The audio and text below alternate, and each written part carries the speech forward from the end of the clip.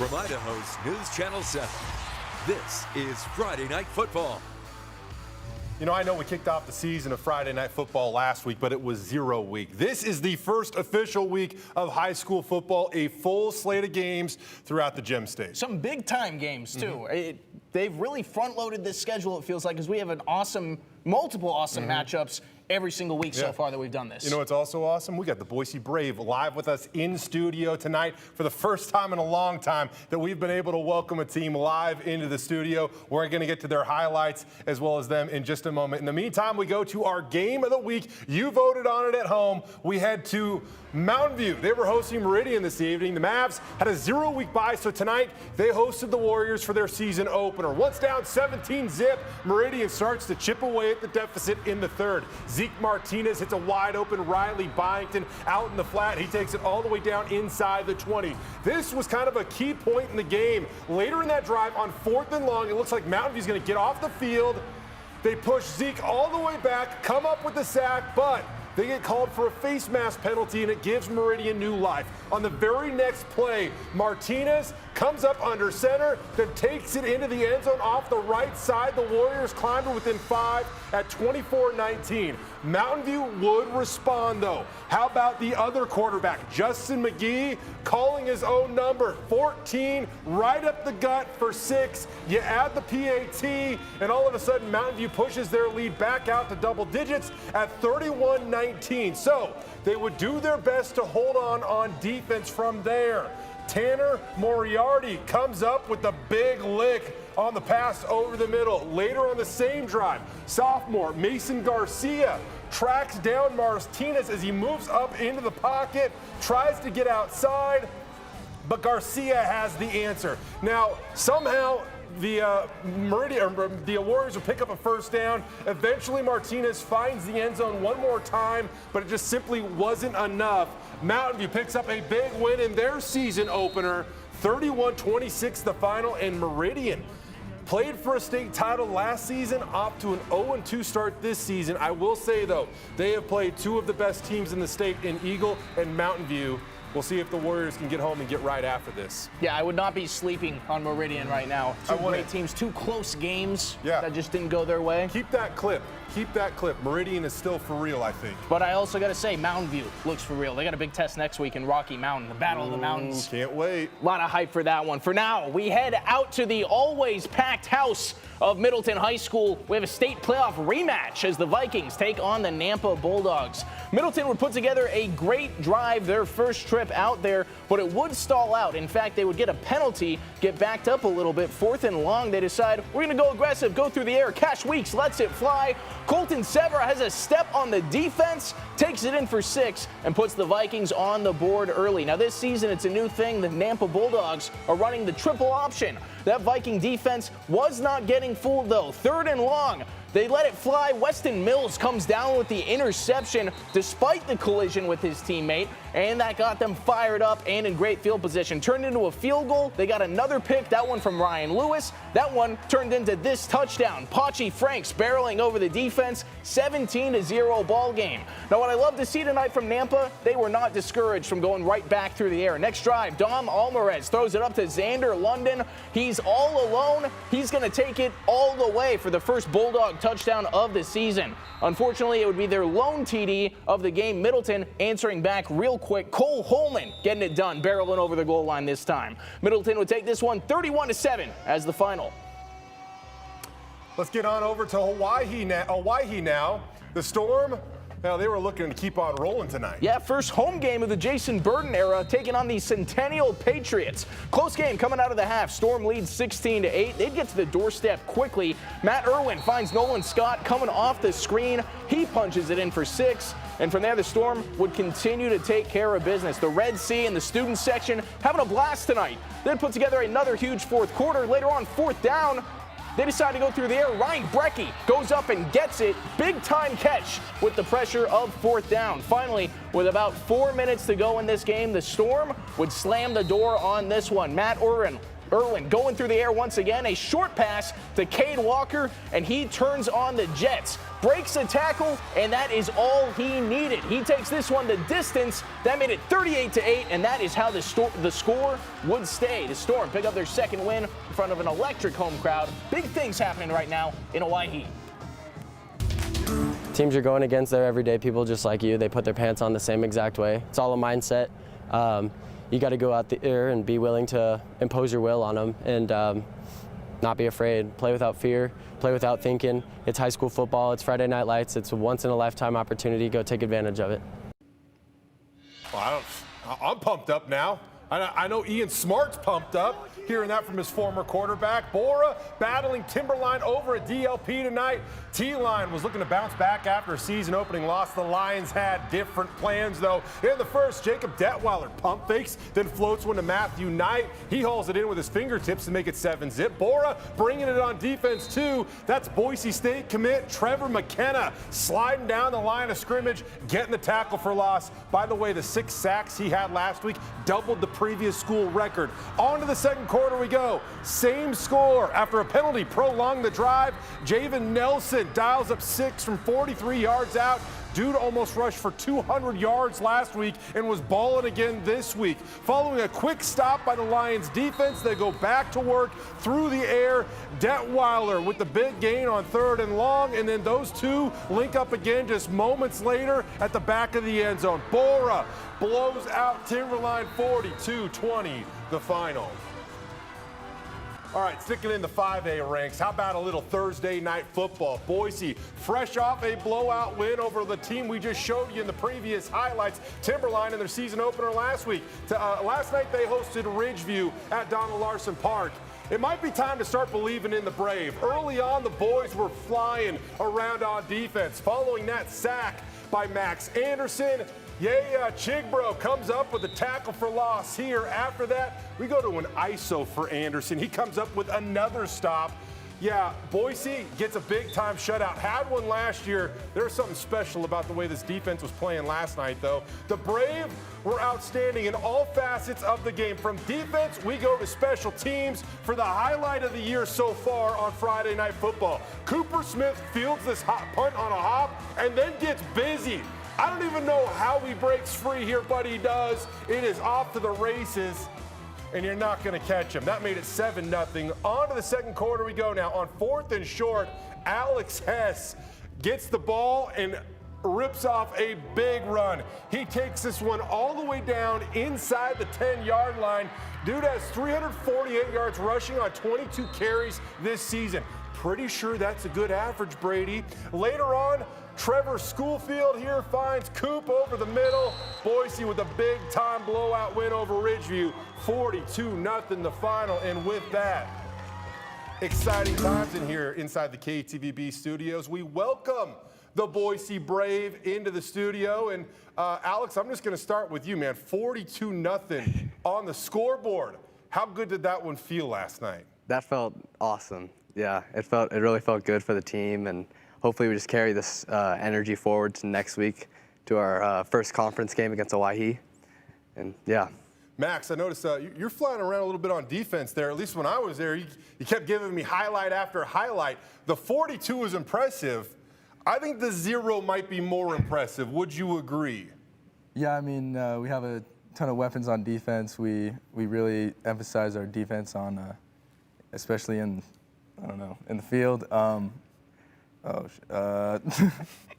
You guys were playing. You guys were electric last night, man. I was really, really impressed. Brady, I've been here for a while, and I know that you guys started 2-0 last year, and I know you had a shutout win last year, but this team just seems different. Absolutely. I want to take it back to last week because I was at the Timberline Boise game, a great rivalry game for you guys, and it started a little bit late, so I had to get back to the station, and when I left, Timberline was up 14-0. Game obviously went much different. I got to ask, I know Gus had an awesome interception. Was that a turning point? And just tell me what it was like to go through that turnaround and a much different second half. Yeah, I think it brought a lot of energy to the team. I mean, a big stop like that. I mean, it's a turnover. It just brings a lot of energy. Just changes the game. I mean, let's just face it, too. It just seems like Brady's your bad luck charm. That might be it. He went to your game, it was 14-0 bad guys. I go to your game and you win 42-0. I'm just saying. I'm sorry to the Boise Brave Nation out there. Yeah, right. I'll wear that one. Hey, Coop, I want to ask you a question here, man. You've kind of switched roles on this team.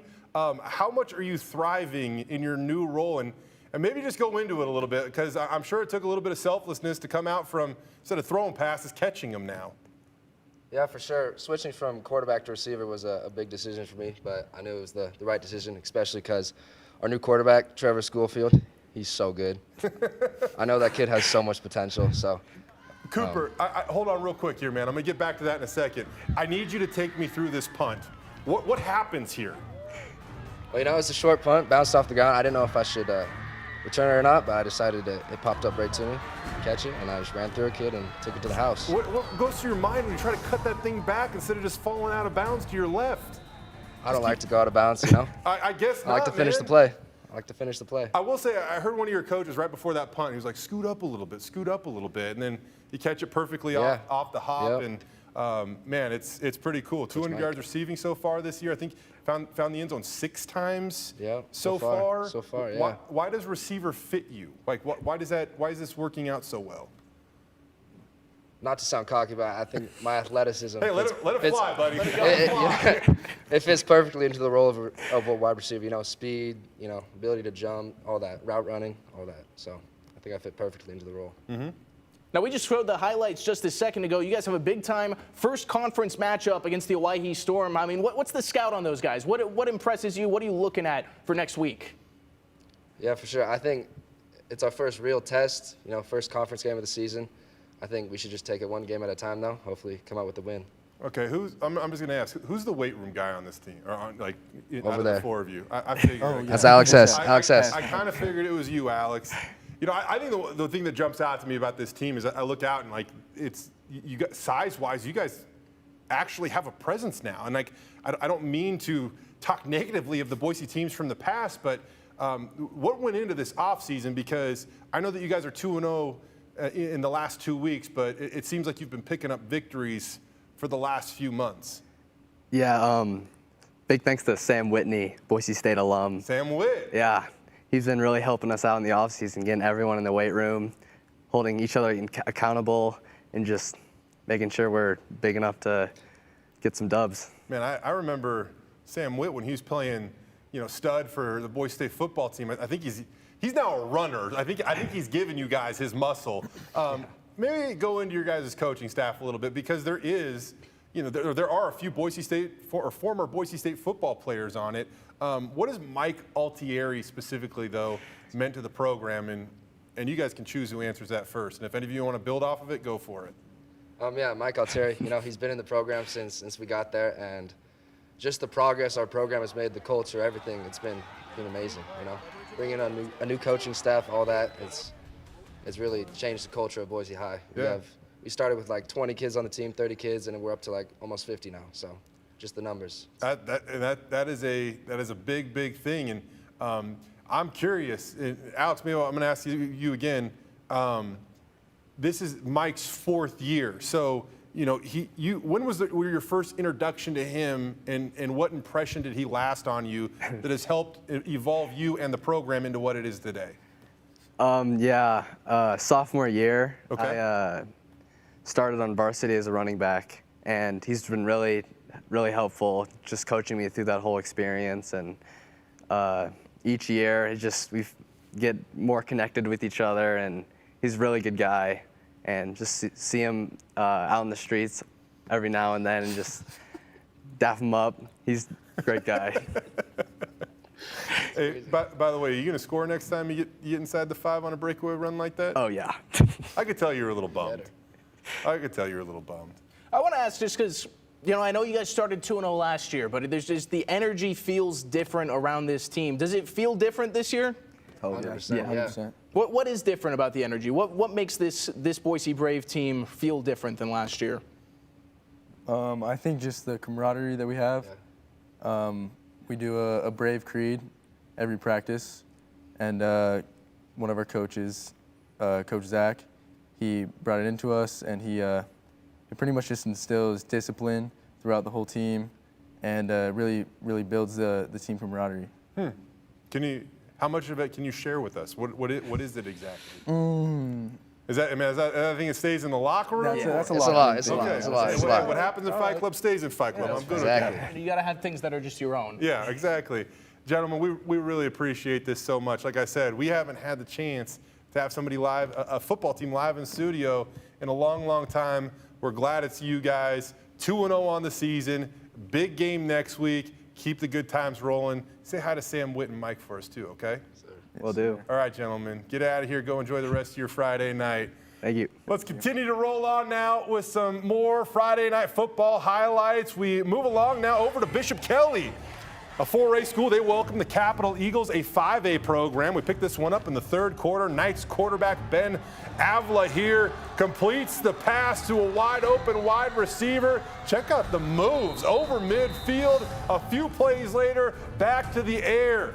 This time, Cooper Cammett comes up untouched into the end zone. That put BK up 49-14. The folks on the inflatable couch enjoying the best seat in the house. We should get one of those. We should get one of those. Now, the Eagles still were trying to fight in this game. You can see here the nice play by Brody Cull breaking free. Is he going to make it? Almost down at the 5-yard line. They weren't able to score on that drive. We go back to the Knights, and, well, it's Connor Klesch with the nice catch right there. I'm just going to give you the final score. BK, a decisive win, 49-14, the final score. Yeah, that's a nice start for BK. New era over there, by the way. Yeah. On a 5A team. I mean, they did it a lot last year, but that's still awesome. I love their old head coach. Awesome dude, Tim Brennan. Chris Kulig knows a thing or two about winning football games, though. So the Kulig era off to a good start. We move along now. Yeah, we're going to head out to Nampa. The Skyview Hawks taking on the Kuna Cavemen. Another 5A, 4A crossover, although Kuna was 4A not too long ago, so I'm sure there's some big history between those two teams. Hawks quarterback Cash Buse scrambles, throws on the run to Dane Bowman. He comes out with a big game, picking some people up on the way down there. A few plays later, Buse completes to wide receiver Mason Cron. He fights his way down, stretches across the goal line, gets the first score of the game up on the board. But Kuna was ready to answer right back. Quarterback Jackson Edwards hands it off to Mario D'Orazio. He makes a huge gain before they finally bring him down from behind. And from there, it's going to be Edwards handing it off to Austin Latimer. He takes this one all the way into the end zone. Kuna gets their second win of the season. They take down Skyview 34-14. Up next, I'm going to call him the fighting Shane Williams Rhodes is. After a big win last week by Columbia, they were looking to continue a strong start to the season, taking on the Fruitland Grizzlies. We begin with the Grizz on offense. Their running back, Josh Proctor, takes the handoff, gets behind some great blocking, off to the races. The Grizz strike early and go up 14-7. The fans going wild now. At this point in time, the game would kind of run wild as Columbia would strike back with Ryan Foster.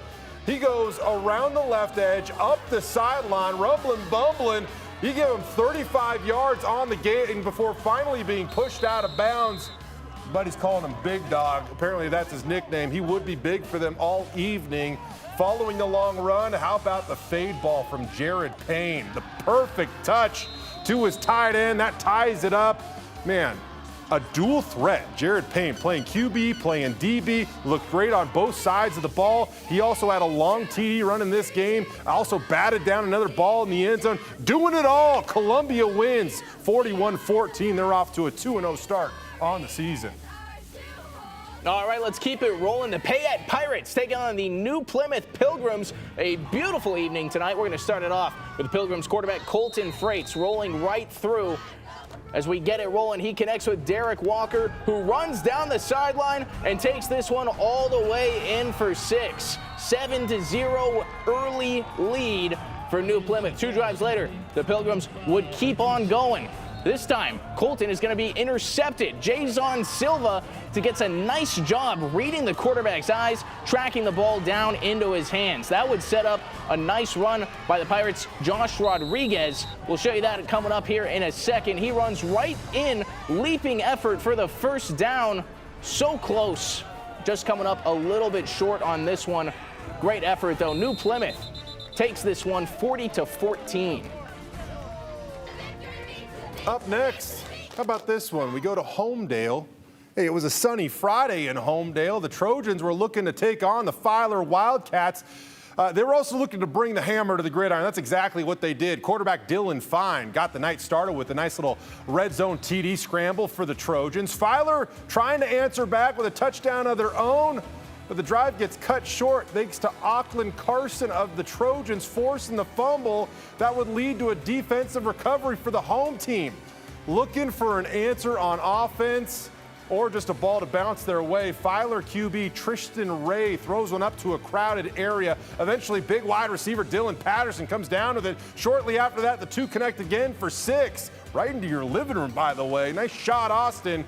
That would be the last time that Filer would visit the end zone, though, as Homedale ran away with this one. A big final score tonight, 54-7. A blowout victory for Homedale. Man, what a program the Trojans have built over the last few years.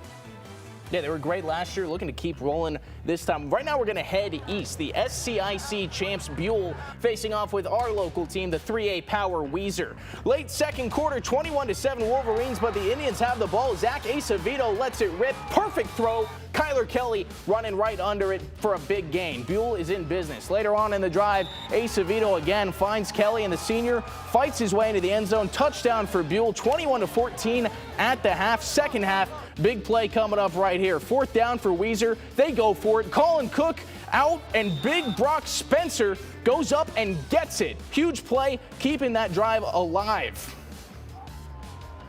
We are still waiting for a score on this one. Hit us up. But things did look good for Weezer as we last left it. If you're watching on YouTube, comment in the chat below. You can also follow us on Twitter and report the final score there. We'd love to do that for you. I will also give you Jay Tust's personal phone number right now. If anyone wants to shoot him a text, you can call him. All right, you know what? Let's just do it. I need this final score from Buell. That's fine.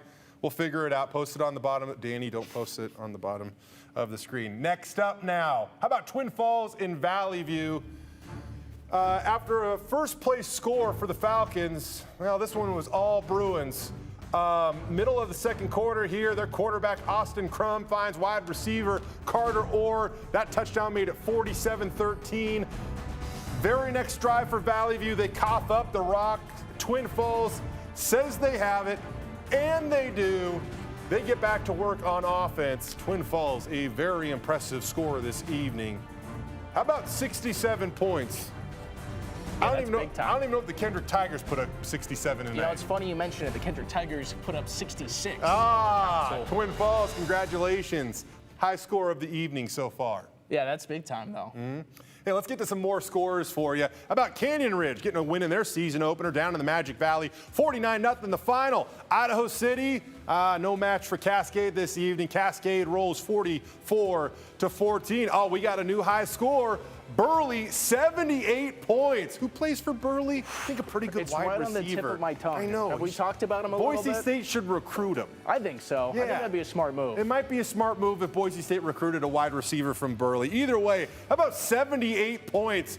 Coach Anderson dialing it up for the Bobcats over Homedale. Emmett squeaks by Blackfoot, 33-30 the final. Nice job by the Pups over there. We move along now. I'm just kidding. We don't move along. We had so many highlights. Usually we have more Usually there's multiple sheets of that, but we got so many much highlights we didn't even need multiple sheets tonight. By the way, if you want to see the Burley Bobcats, they're going to be playing in Boise on the Blue next Friday. Yeah, there you go. That'd be awesome. Good chance to say we've danced around. It's Gatlin Bear. That's the he's the guy who's going to Boise State, highest recruit in the school's history. Yeah. Pretty good at football. Yeah, I can't wait to see how many touchdowns or find out how many touchdowns he had tonight. I will say this, though. I actually have one more final score to report for you. Getting word from up north, Rocky Mountain win on the road, shut out Coeur d'Alene, 16-zip. That's pretty impressive. Hey, I told you, man, Rocky's looking really good this year. That's a long road trip this time of year, and now all of a sudden, next Friday, the Battle of the Mountains, Rocky Mountain View. A lot of hype. A lot of hype for that game, man. It's like, what are we going to be doing week like 6? I don't know, but I'm going to probably be on the road to Seattle, and Next Friday's going to be a football Friday. I can't lie. We should hit on that really quick, though. Not only the Battle of the Mountains, but what's going on over at Albertson Stadium. We haven't really seen anything like this in years. When I first arrived in Boise, Donald Larson Park didn't exist, so some of the schools in the Boise School District did get to play on the blue once a week. And, you know, that game went away after Donald Larson Park was built. And now all of a sudden we get not one, not two, but 3 games in a given night over at Albertson Stadium. That's pretty awesome. You know, and I think a lot of kids, especially growing up around here, dream of one day playing on the blue, the most well-known, exciting, different surface in the history of college football. Yeah. It's really special that they're going to be able to do it. And we're seeing 3 games, all of them from different levels. We're going to get some 8-man action. Kendrick Tigers taking on the Oakley Hornets, 2 8-man dynasties. For those of you who don't follow one of the most exciting high school sports out there. Coming up after Friday Night Football, Brady's going to start his own Kendrick Tiger podcast. You can watch. I'm just kidding. Don't tempt me. But he could. He certainly could if you wanted to. Yeah, should be a good time, though. Week 3 of Friday Night Football coming up next week. Homedale is also there, right? We can pull up a whole schedule. And, of course, Burley. Gatlin Bear, the Boise State commit, going to get a chance to really make his debut on the blue. Yeah, that's pretty cool. He kind of gets accustomed to it, gets ready for it. Yeah. Hey, as long as we got your attention, let's slightly shift gears. A lot of kids that play high school ball locally wind up out in Caldwell suiting up for the Yotes. And guess who kicks off their season tomorrow? That's right, the College of Idaho. It's going to be a packed house at Simplot. They take on our head coach Mike Morosky, heading back for his 10th year coaching the program. He's been there since they relaunched the team. Crazy. He told me that the Yotes this year are capable of doing some really great things, something he doesn't say lightly. They've been picked to win the Frontier Conference. They currently rank 12th in the NAIA coaches poll, but they're going to have a tough test right off the bat, taking on a Division II opponent in Lincoln University. C of I knows they're taking on some top talent, but the roster they return, they're ready to come out, take care of business against a different level of competition. It's significant. They have way more scholarships, and they will have some of the best athletes that have walked on Simplot Stadium's turf. It is cool, I mean, but at the end of the day, it's just football. I mean, they got a lot of D1 guys that have bounced back and looking to prove themselves, so it'll be a good competition for us, but I think we'll be able to hold our own. I mean, our roster's star-studded as well. We expect them to be very athletic, very physical, very fast, and it's going to be a real test for us. Should be an exciting game. So, as I mentioned, one of the great things about covering the College of Idaho, there are so many local products on the roster, including their quarterback, Andy Peters. Yeah, it's now his 2nd season with the team. Last year, he posted 1,638 yards and 11 touchdowns in year 1 with the program. The Timberline graduate, he's been focused all offseason on refining his craft, whether that be in leadership, decision-making, overall command of the offense, and his peers and coaches are really pleased with the progress. He says it's all thanks to all this extra time he's had with the team this offseason. It makes a world of difference, just being out here with the guys and building that camaraderie. That's the biggest part of it all. And then now, compared to last year, I feel like I'm seeing the game a little bit different than I ever did. Being able to make a few plays that probably wouldn't have made last year, just because everything feels slower, and I'm ready to go. I'm fired up for Saturday. Andy looks incredible. I mean, his jump from year 1 to year 2, I don't even know how to describe it with words. I mean, his leadership compared to last year is off the charts, as well as just his understanding of the offense. Let's face it, the quarterback position is all about quality of decisions and how quickly you can make those decisions. So he's realized, hey, I got to study more. I have to, be that elite competitor, which is not just the quarterback, but taking the lead, taking responsibility when things aren't going right, stepping up at various times, and we're going to need him to be great. There's no question about it. I just got to nerd out with some photography stuff for just a second. Garrett Reberg is like 6'7". Every time I've interviewed him, I can only get like a shot up of his nose, basically. He's so high. How did you get the tripod so elevated to where it actually made it look like he might be short? It's funny you mention it because he actually does look a lot shorter. He's like 6'8" in real life, and I probably gypped him of an inch. He is 6'8". He's actually so tall that I just put the tripod up as high as it could go, and I'm looking up at the camera like this, and kind of had You call it a Hail Mary shot sometimes. You just like hope it looks good on the other way. It looked fine. He looks like he's about 5'10". No, he's a massive dude. Yeah, he is. A great old lineman. I think it's so funny to hear him talk about the impressive talent on the team they're going to play tomorrow because, man, Reberg's a guy that you've heard whispers that NFL teams have or scouts, I should say, that's a guy at the NAI level, probably as good as they get. It happens, too. Yeah. So. Fun. By the way, 1 o'clock tomorrow. 1 o'clock tomorrow. Going to be packed house at Simplot Stadium. Lincoln University is a newer program, so despite that they are Division II and they do have some guys who played D1 and are jumping back to the D2 level to get more opportunities to play, they are still young, they are still new. So it will be a good test against a team like the College of Idaho, who as far as NAIA teams go, have one of the best foundations, coaching staffs, recruiting pipelines that you're going to find. Should be exciting. Yeah, what research you got going on over there? So, because I could not think of all the Battle and Boise teams off the top of my head, you got it. It was gonna bother me for the rest of the night, so we're gonna read them out real quick so we can have a clear conscience. Like I said, best eight-man matchup you're gonna see all season. Kendrick Tigers and Oakley Hornets, the two teams who are gonna be favored to win at the 1A D1 level, 1A D2 level. How are you gonna do Prairie like that? Prairie's fallen off a little bit. I got a ton of love for Prairie. I still think about them all the time, but Lapway's had some decent years, more down than up. They're looking good. Okay. They're still taking care of business on the basketball court. You're ready to hand the title to one of those two? Yeah. All right. Also, they're different. Why they not? They can both win state. They're at different levels. Hey, why not? Following that game, at 5:30, Emmett and Fruitland are going to be playing, two local teams, getting the opportunity to play out on the blue. And then the nightcap, Burley versus Valley View, which is also going to be an awesome game. Yeah. Not only that, we got the Battle of the Mountains, and you're getting out of town to go drink Starbucks and listen to Nirvana cover bands and whatever else you'd like to do when you head over to the Emerald City. We're going to hold it down. I will say drink coffee. Yeah, I will. Whatever. I'm kind of jealous. I wish everybody picked a different week for this. It is what it is. I know it was intentional. I heard they didn't want you around. I know it's not about me. It is what it is. It's all good. What a fun week of Friday Night Football. I am going to soak up these 80-plus degree kickoffs for as long as we humanly possibly can. Well, it's still flip-flop weather? Yeah, well, I was just going to say, it's still flip-flop weather. As long as I can wear the flips to go shoot, I'm good.